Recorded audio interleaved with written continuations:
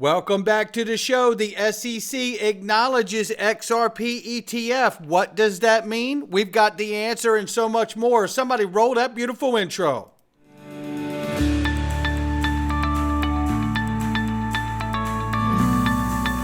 Digital Perspectives with Brad Kimes. Come on in.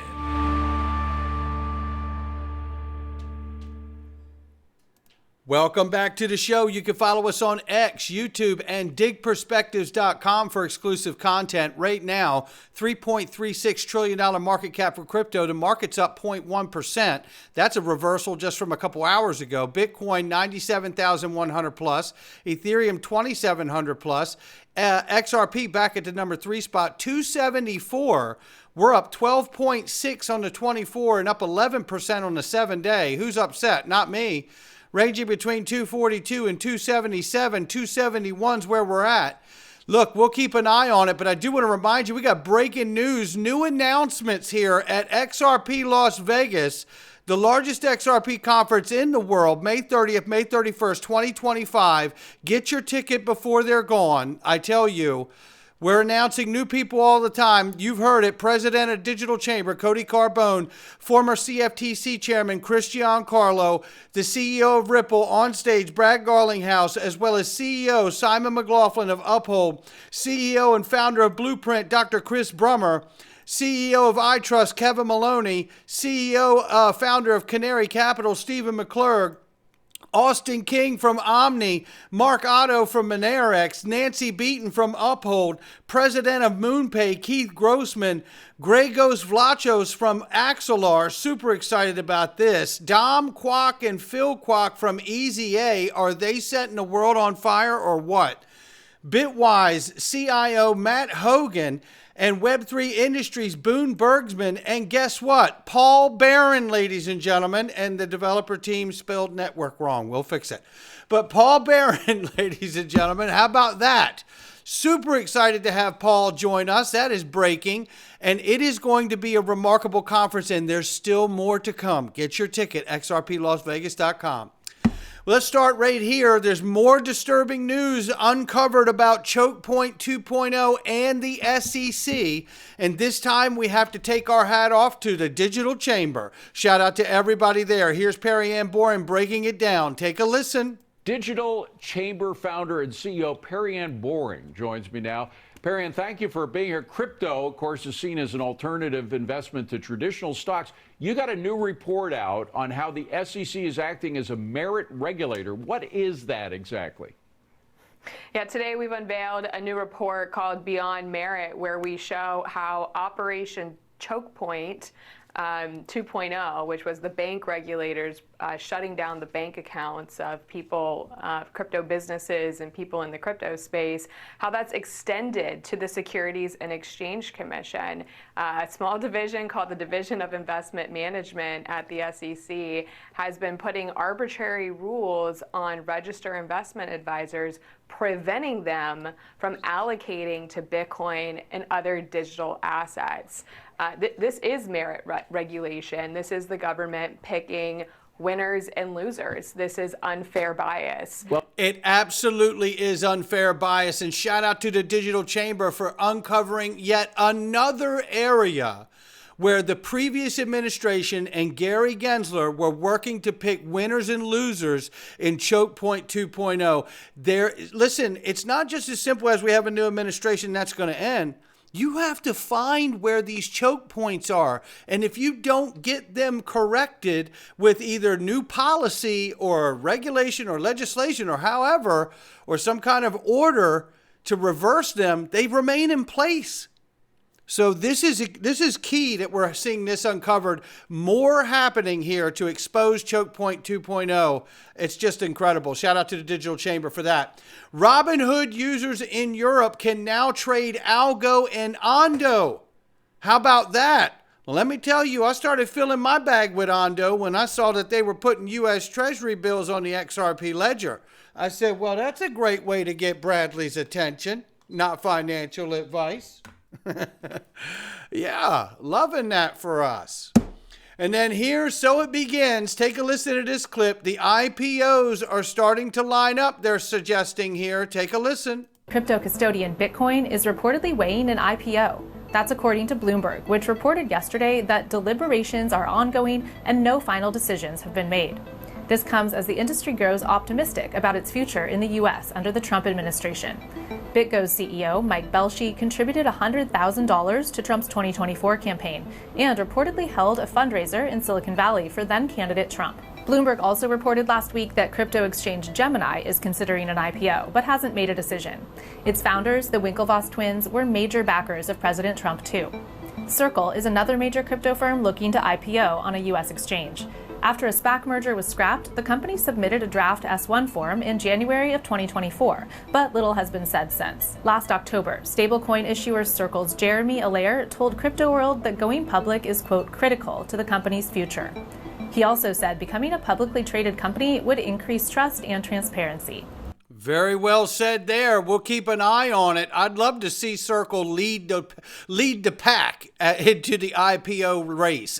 Look, I think with the embrace of legislation, and we remember not too long ago, back in November, Chad Steigraber grabbed this from Yoshitaka Kitao. Ripple should begin preparing for IPO as soon as possible once the SEC matter is resolved.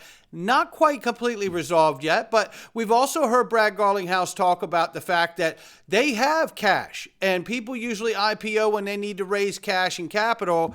So they're not in a position when they need to do that, which is a great position to be in. It doesn't mean that they won't. But nevertheless, Brad said it's not necessary at the moment, but that doesn't mean they wouldn't take advantage of it if the winds change the way they do. It's something to keep an eye on. X Finance Bull shows here XRP breakout plus a potential Ripple IPO. The stage is set for a major shift. And he's just showing the chart here for XRP and saying, you know, these things that are in front of us essentially, right? Whether we're looking at ETF approvals, which we're going to get to that conversation here in a second. But, you know, again, reminding everybody that Brad Garlinghouse has remarked, they're not in a rush to IPO, but things can change on a moment's notice, and they're ready to do whatever they need to based on market conditions when things change. So, but that's where it's at right now. Now, here's exciting news. This is exciting news right here from James Seifert. There it is. The SEC just acknowledged Grayscale's New York Stock Exchange 19B-4 filing to list an XRP ETF. This was the mostly expected, but officially means the clock will start running for this and Doge. Now, with that being said, the clock running means a 240-day window is what it means. And what does acknowledging by the SEC mean? What it really means is that now this ETF application is officially under review. Lock in. Because in the interim of this 240-day window, we're going to see the confirmation of Paul Atkins, I believe, at the SEC. You're going to have Brian Quintens, who's been nominated, and I believe will be confirmed at the CFTC. You may also see Paul Atkins at the SEC voluntarily dismiss the Ripple case and the Coinbase case and other cases that are non-fraud cases. Now, think about what could happen then, right? Then it would make sense to see the ETF approved. And then you would see a wave of ETFs, because this won't be the only one. Yeah.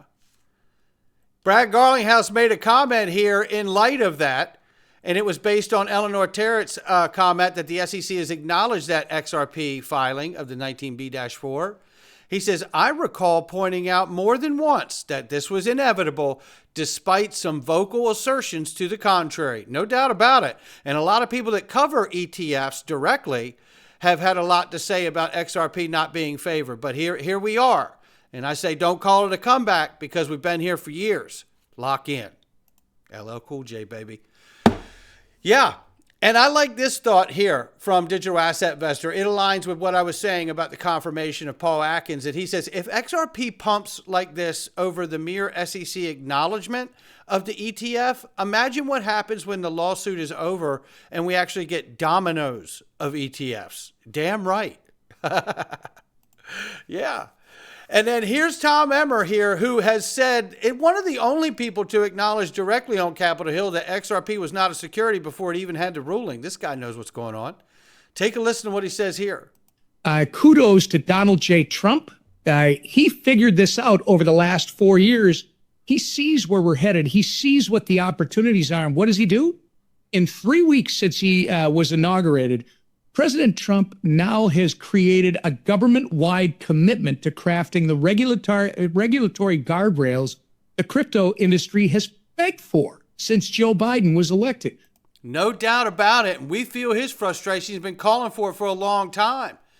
Because listen to what Marcus Enfinger says here about how big the market actually is. We're talking about real-world asset tokenization, reshaping finance. And Ripple is smack dab in the middle of it.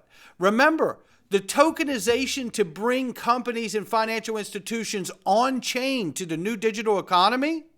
Well, listen to the size of that market. So look, the XRP ledger is able to settle any transaction in 3 seconds. So I think I should be able to explain tokenization in 60 seconds. Hi, my name is Marcus Enfinger, and this is Crypto in a Minute. Tokenization is transformative for finance because essentially it's the portal allowing us to bring traditional financial markets, which at the core are still really stuck in the pre-internet era, full of red tape, onto blockchain networks, which are global out of the gate and significantly more efficient. Bingo. If you think about it, there's over $1 quadrillion worth of financial assets that exists today in the world. They take days to settle and weeks to get issued, and 20% of the world population doesn't even have access to them. Now just imagine what it means to the global economy in terms of productivity, but also prosperity to everyone, if we find ways to operate just 10% more efficiently with these assets, or we can get just 10% of these people who are excluded from the global economy into the global economy. And this is exactly what drives us every single day. Great job, Marcus Enfinger, man. I tell you, this is super exciting. Ripple's tapped into over a $1 quadrillion market here, possible opportunity for tokenizing real-world assets and reshaping finance. They are at the bottleneck of that. Who else is doing it that has that level of connection to the financial world the way that they do? I'm just asking the question. Meanwhile, this here from the CFTC, lock in, here it is. The Commodities Futures Trade Commission will hold CEO forum of industry-leading firms to discuss the launch of CFTC's Digital Asset Markets pilot program for tokenized non-cash collateral such as stablecoins. The participants will include Circle, Coinbase, Crypto.com, MoonPay will be at XRP Las Vegas, Ripple will be at XRP Las Vegas. Further information on the CEO forum will be released once details are finalized. I'm excited to announce this groundbreaking initiative for U.S. digital asset markets. And Acting Chairman Caroline Pham, the CFTC, is committed to responsible innovation. I look forward to engaging with market participants to deliver on the Trump administration's promise of ensuring America leads the way on economic opportunity. Listen, I remind everybody inside of this right now, don't lose sight of the fact that just because the conversation is going away about no cap gains on U.S. crypto projects and domiciled in the U.S., don't forget about that now. Did you forget about that? And let's talk about exactly how XRP is perceived from Brad Garlinghouse's point of view and how it can serve the financial world. Take a listen to this. It's often said that crypto eventually will need to recede into the background. It needs to be the case that those who are using crypto services or services built on crypto rails need not necessarily know that that's what's going on behind the scenes. I wonder, Brad, whether you could speak a little bit about the pieces of the puzzle that are yet to kind of fit into place to make that a reality.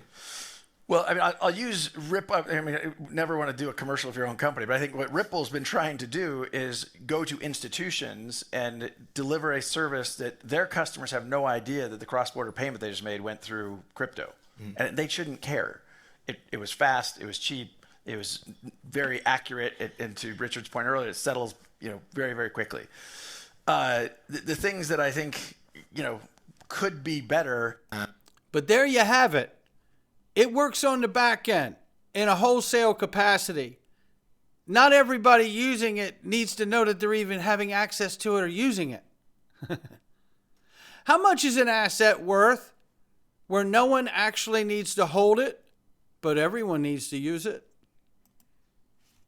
Just in, Cardano founder Charles Hoskinson said it would take 90 to 120 days to get the basic laws passed, and it looks like stable coins will be regulated first, then asset classification before the end of 2025.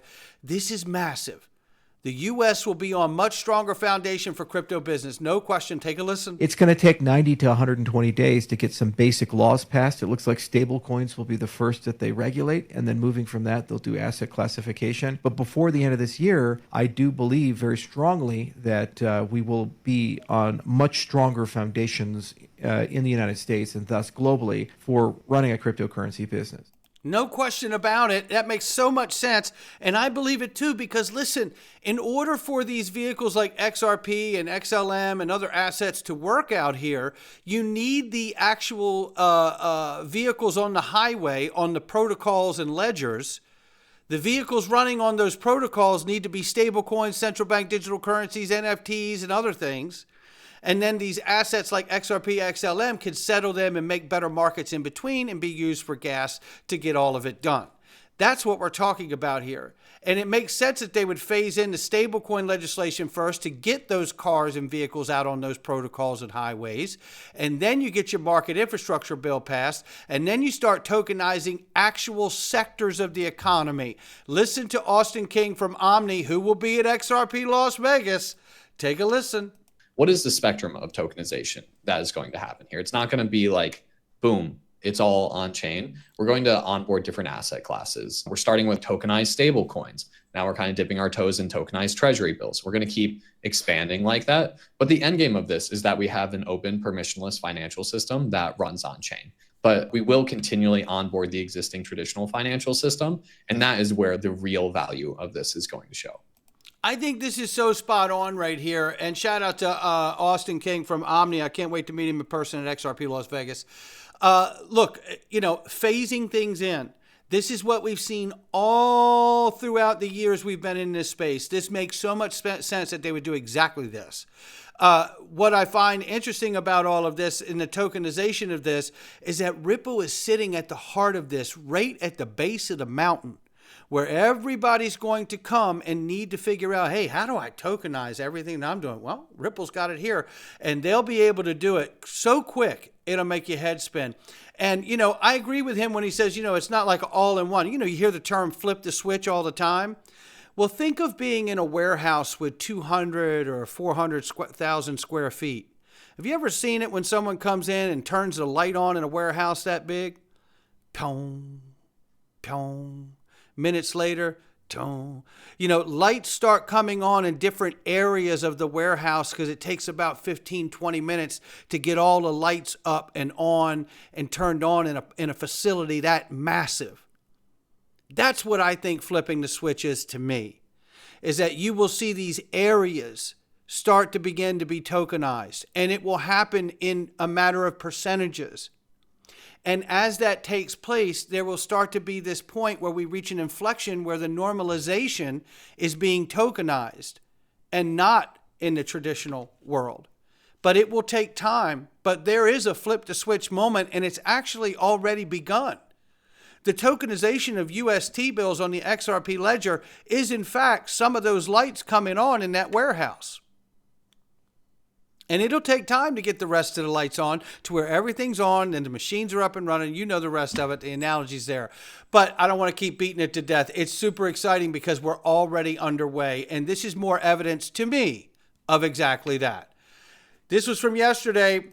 Walked away from an action-packed day in D.C. yesterday with the feeling that there is finally an incredible opportunity to advance meaningful bipartisan legislation that establishes clear, constructive, pro-innovation regulatory frameworks for crypto.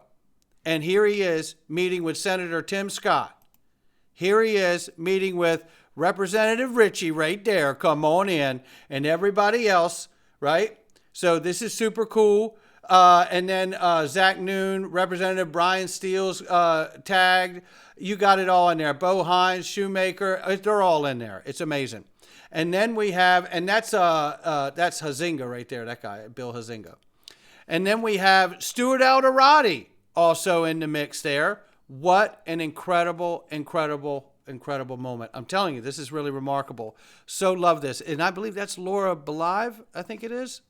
I don't know. I tell you, seeing this is remarkable because it really makes me think to myself, this is my first knee-jerk reaction right here. Great to see Brad Garlinghouse meeting with the right people, having the right conversations to start a fire for American innovation instead of putting fires out from regulatory enforcement. What a big step forward. And here's even more. Look at the connections. This is where Ripple's at. This is what they're doing. This is why I believe, amongst a myriad long list of other reasons, why Ripple is going to play a very key role, pivotal role, and the XRP ledger in the United States market infrastructure in the new digital on-chain economy. That's what I believe. It's not financial advice from me or anyone else. Dark Defender says crypto is expected to handle the $23 trillion market cap with Wave 3 soon. Just a matter of days. Look, we get that legislation, and by the end of the year, I keep asking this question because I believe it's relevant. What do you believe at the end of 25, going into 26, what will be the crypto market cap? 5 trillion, 8 trillion, 10 trillion, more, 23 trillion? I don't know the answer. I just don't know the answer. But what I do know is I'm super excited to find out. Because once we see what that total market cap number is, I'm going to get real excited to find out how much of that total market cap ends up in XRP, especially after we see legislation and announced crypto council, right? Everybody's at a seat at the table, legislation's being passed, and then let's start talking about who's the Mufasa in the digital asset space. Not financial advice from me or anyone else. It's just my digital perspectives. I'll catch all of you on the next one.